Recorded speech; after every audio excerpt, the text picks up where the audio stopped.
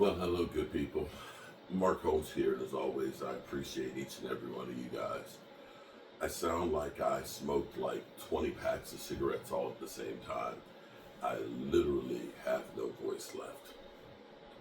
Um, Congratulations to the Eagles. Congratulations to the Commanders. You guys have done what you needed to win. You know what's funny to me?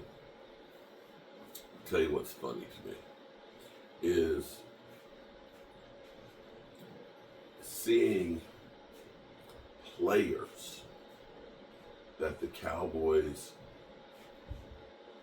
thought were too expensive or didn't want to talk to and so on, playing and doing great things.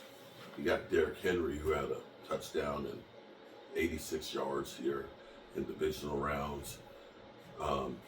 I guess you could say it didn't seem to really make that much of a difference for the Ravens. They still didn't make the Super Bowl, but he sure did make a difference during the regular season. But seeing Buffalo, which is going to be playing Kansas City, and seeing that Amari Cooper is going to be in the AFC Championship, a guy who was here a few years ago. Could you imagine what Dak would have been able to do if he had Amari Cooper instead of Michael Gallup? Can you imagine that?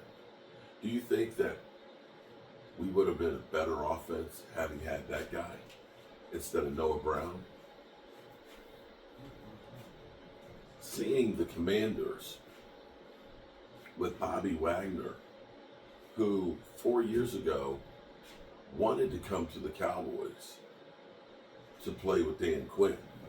And people said, he's over the hill. Who's playing in the NFC Championship game next weekend against the Eagles? That's a guy who 500 tackles later than when he wanted to come here at the time for $6 million a year. We didn't even want to talk to him. Or Von Miller, who's part of the Buffalo Bills, who was hanging out with DeMarcus Ware and saying, Cowboys, pick up the phone, talk to me, man. Talk to me. He'll be in the AFC Championship game.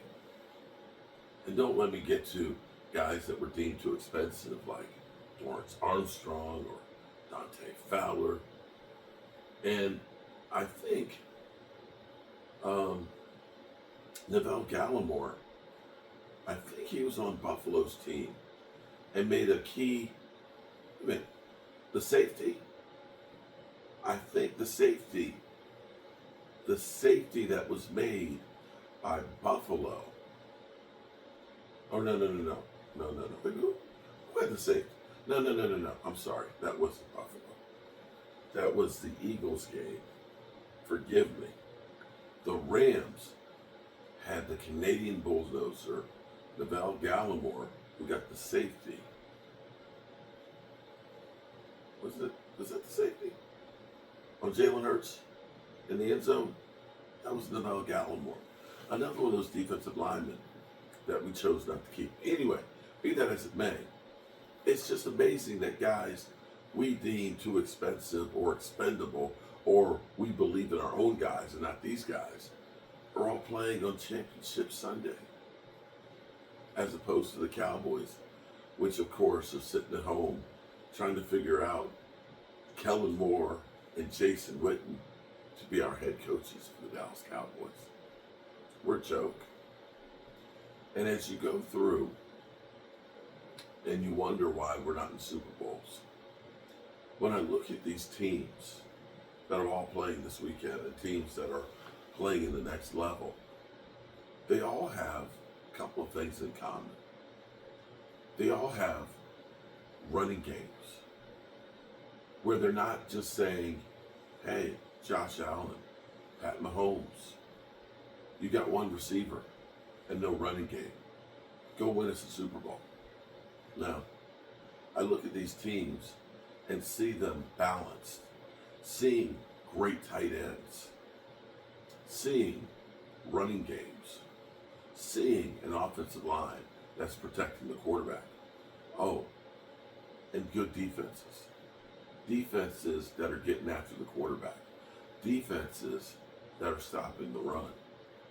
All things that the Dallas Cowboys have not been. You want to know why we don't win?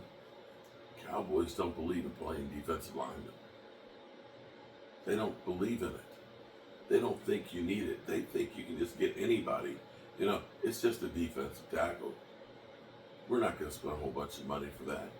They'd rather spend money on more sizzle, a guy who will sell jerseys, wide receiver, running back, cornerback.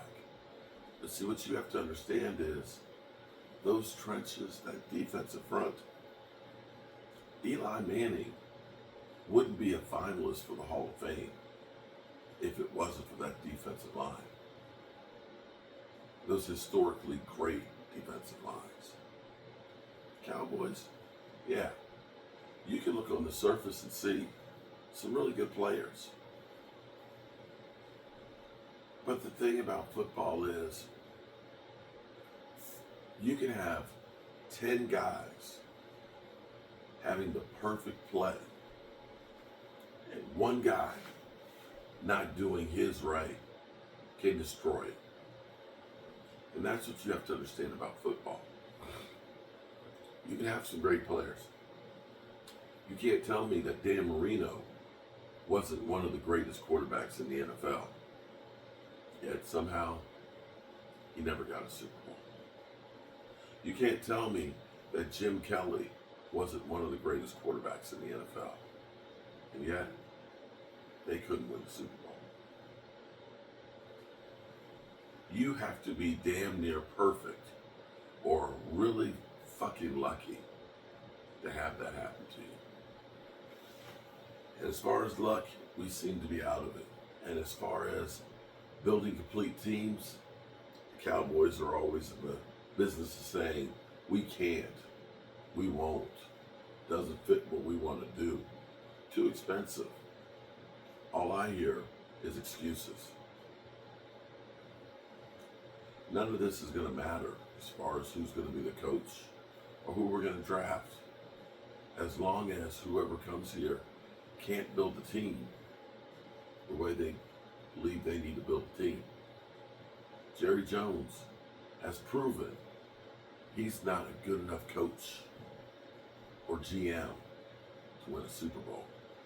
He needs to get out of the way and let people who know how to do.